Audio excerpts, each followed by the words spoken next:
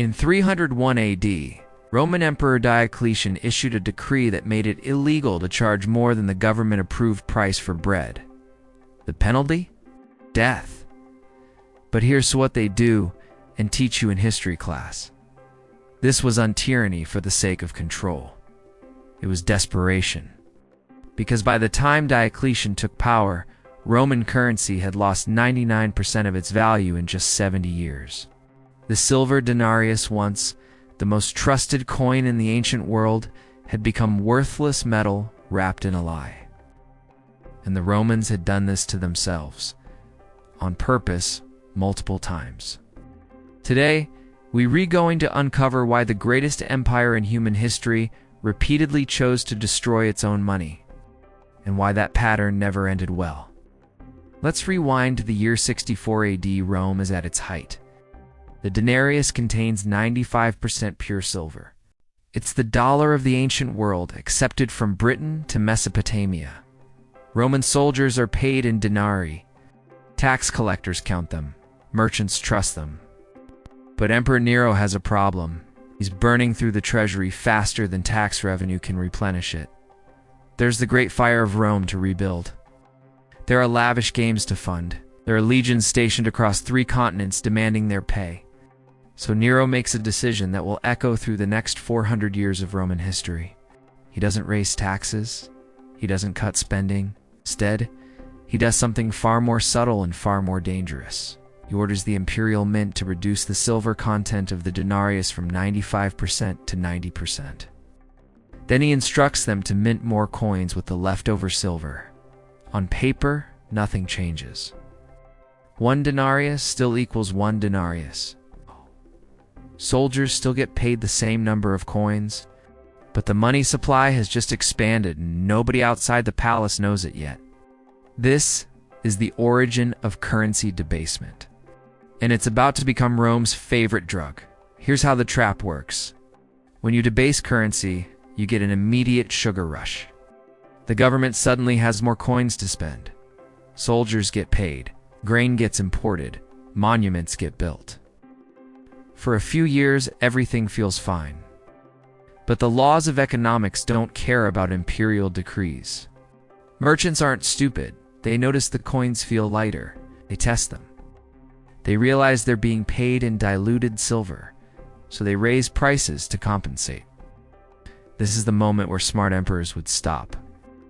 But Roman emperors weren't economists. They were generals and politicians playing a short-term game. Trajan debases further. Hadrian debases again.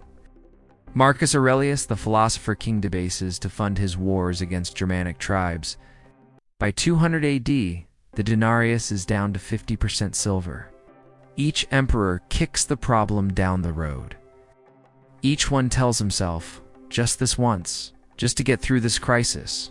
But there's always another crisis, another war, another famine, another revolt that needs funding. And so the debasement continues, slowly at first, then faster, then exponentially. By the time we reach the crisis of the 3rd century, a 50-year period of chaos starting around 235 A, the denarius has been debased so many times that it contains less than 5% silver. Rome has gone from the strongest currency in the world to nearly worthless metal in less than 200 years. Now the real collapse begins. Merchants refuse to accept denarii. Soldiers demand payment in gold or goods instead of worthless coins. The tax system breaks down because nobody wants to collect our debased currency. Emperor Aurelian tries to reform the system in 274 AD. He issues new coins with slightly more silver. The mint workers, knowing this, will expose their corruption, riot, and burn down parts of Rome. Thousands die. Diocletian tries something even more extreme in 301 AD, wage and price controls. His edict on maximum prices fixes the cost of over 1,000 goods and services across the empire. But you cannot legislate away economic reality. Black markets explode. Food disappears from official markets. People hoard goods, rather than sell them at government-mandated losses. The punishment for violating price controls is execution, yet people risk it anyway because the alternative is starvation. This is what currency collapse looks like in real time. Not a dramatic crash, but a slow, grinding disintegration of trust. Here's the part they really do and tell you. Rome's currency collapse didn't just hurt the economy. It fractured the entire social contract. When soldiers couldn't buy food with their pay, they started looting the very provinces they were supposed to protect. When farmers couldn't sell crops for real value, they abandoned their land. When cities couldn't maintain infrastructure, aqueducts crumbled and roads decayed. Constantine tries one final reset in 312 AD. He introduces the solidus, a new gold coin with guaranteed purity. It works ... for the wealthy. But the average Roman never sees one. The empire splits into East and West. The Western Empire collapses entirely by 476 AD.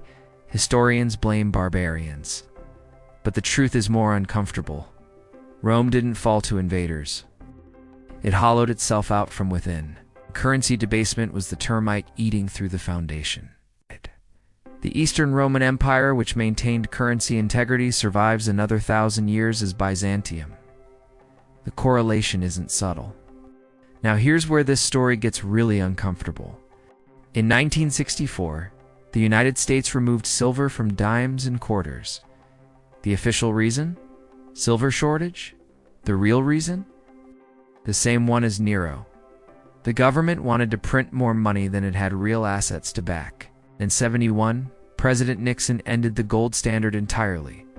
For the first time in history, the US dollar was backed by nothing but trust in the government. Since then, the money supply has exploded. In 2020 alone, the Federal Reserve printed 20% of all dollars ever created. Sound familiar? The denarius took 200 years to lose 95% of its value. The US dollar has lost 97% of its purchasing power since 1913, in just 110 years. We've accelerated Rome's timeline.